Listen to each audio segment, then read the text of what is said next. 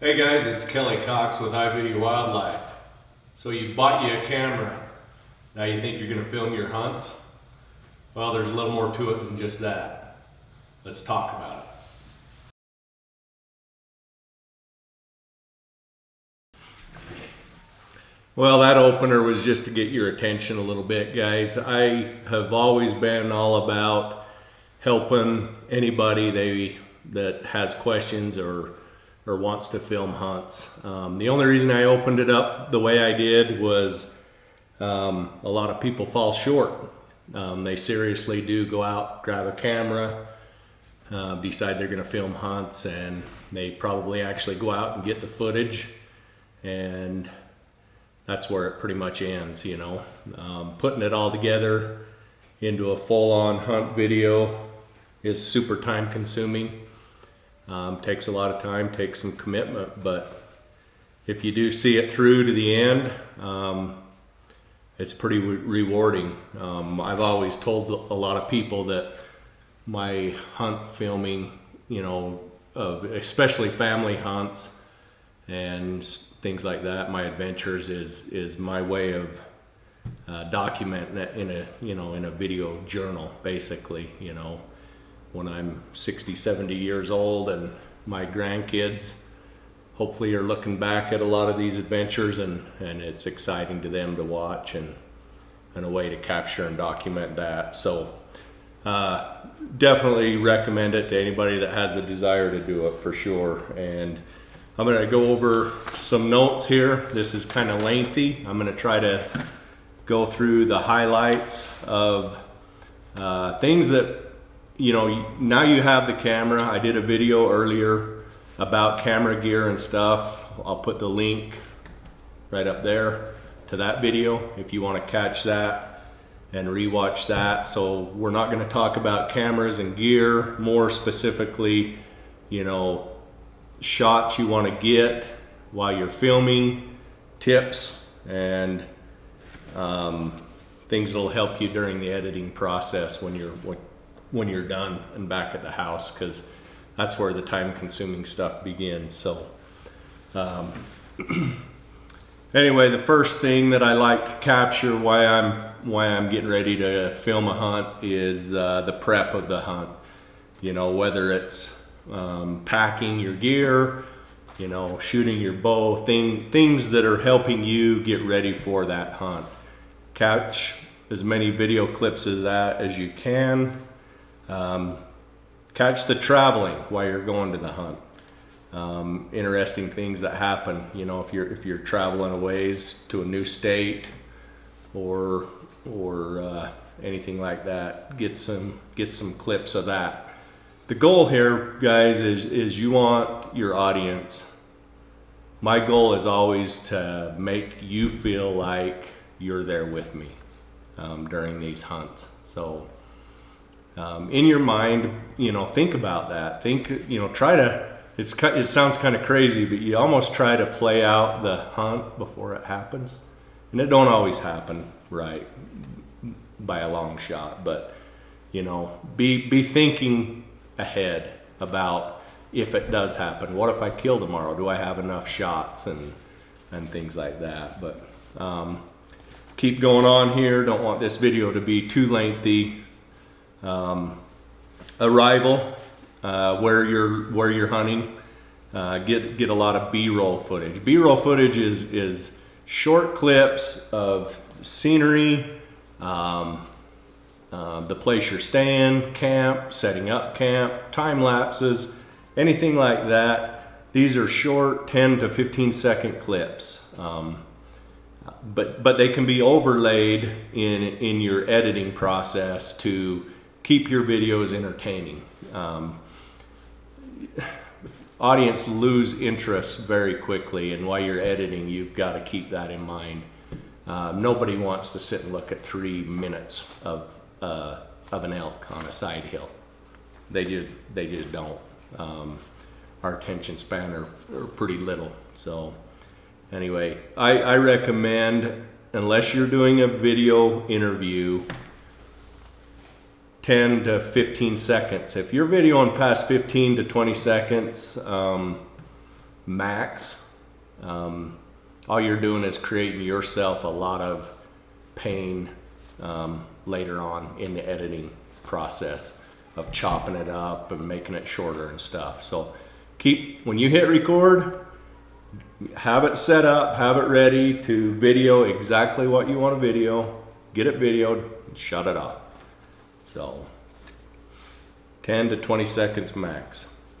A lot of guys are a little camera shy. I actually catch myself sometimes not loving to be in front of the camera, but you need to put yourself in front of the camera lens and talk about the hunt before it starts, talk about the journey, talk about the day-to-day, things like that. So during the hunt, just do your very best to give updates, video as much scenic footage, hiking in,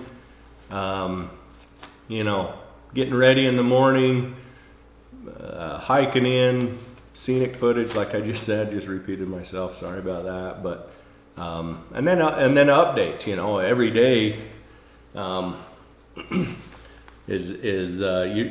we have a lot of days that don't go as planned, and it doesn't hurt to put that on the camera and let people know. I mean, keep it real for people, so and then when we do have a kill shot, if time allows, I try to get at a minimum 2 camera angles to where I've got a lot of times it's the phone scope through the spotting scope behind the shooter. I like to be on the right hand side, right over his shoulder with that spotting scope, phone scope footage. That's for shots that are out there 300 plus yards. If it's closer than that and your camera has a good lens, heck, get it on the good camera for sure. And then GoPros, or point of view cameras, small tripods out in front of the hunter, things like that. It kind of helps the audience see the big picture of what's going down, and the excitement on your face as you were getting ready to take, to hopefully take that animal, and the nervousness and all those feelings that the excitement when it does happen, all that second camera angle captures that really, really well. So a retrieval, filming, hiking up to the animal, big thing today in today's world is the skinning out and the meat processing, getting the quarters and things like that. And it's important, guys. We're kind of in a I don't know if it's a battle, but we're always trying to prove ourselves against the anti-hunter world that what we're doing is ethical, and meat's provided our family, and it's done right. We as hunters have to prove that we're doing it right. So and then obviously after the retrieval and the meat processing, film the packing up, the heavy backpacks, the hike out, or if it's easy, I mean, heck, we all like an easy one, for sure. There's way too many hard ones out there. So, but get that, and don't be afraid to bring the audience along with however it happens. I think we all like honesty in watching a hunt video. So, and then if you do interviews at the end, I would recommend overlaying a lot of those interviews. You're watching me probably as long as you really want to watch me right now in front of the camera lens. But if you can overlay that with some of those B-roll clips that you've shot throughout the hunt, that helps a lot to make an interview interesting. So let's see, editing. I wrote down, this is where the wheels usually fall off the whole I want to film a hunt idea. unless you are extremely fast, or you just throw out, a lot of raw footage. I'd plan to spend 4 to 5 hours for a 10-minute edited hunt video. So, I don't know, real quick, I told you I wasn't going to talk a whole lot about gear, but I personally use a Mac Pro notebook with Final Cut Pro as my editing software, but Adobe makes great video editing software as well. A lot of people use that, but I think a high-end video editing software is a must to create quality footage. I take all the SD cards, I dump it onto an external hard drive, and I save it on an external hard drive, and then when I'm ready to edit the footage, I kind of keep that MacBook dedicated to film editing.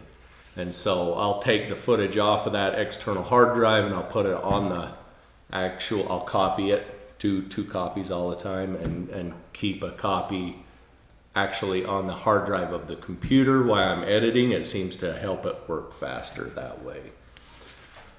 A couple more notes here. Take your time, take out all shaky video clips or trim them down. Remove unwanted video pieces. As I'm editing a hunt, I'm constantly reminding myself that I'm trying to entertain an audience that is not always partial to your hunt as yourself or your family. Remember, you're hoping people will watch this that doesn't have that. It's not like having your mom watch your video. Keep it entertaining for us. Keep those cameras on tripods. Quick shots of an update of a hunt while you're walking down the field is okay, especially with the stabilization on some of the cameras nowadays, without a tripod, but for the most part, keep them on tripods. I'll go through and edit and make a rough draft of everything, kind of lay it all in a time sequence of how it is, get it kind of a rough cut, and then I actually will walk away. Leave it for a day or two, or if you're busy during the week, come back to it on the weekend. I usually go through 2 to 3 rough drafts before I finalize a video. So it's kind of a process, guys, and it might be why you only see me throw out 7 or 8 videos a year, but I try my best to make those videos quality and entertaining for you. And if you have any questions that I haven't covered, I'm happy to answer anything in the comments below. Remember to hit the subscribe button and click on that bell notification for any future videos that are coming out. So hope this helps, guys, and good luck this hunting season.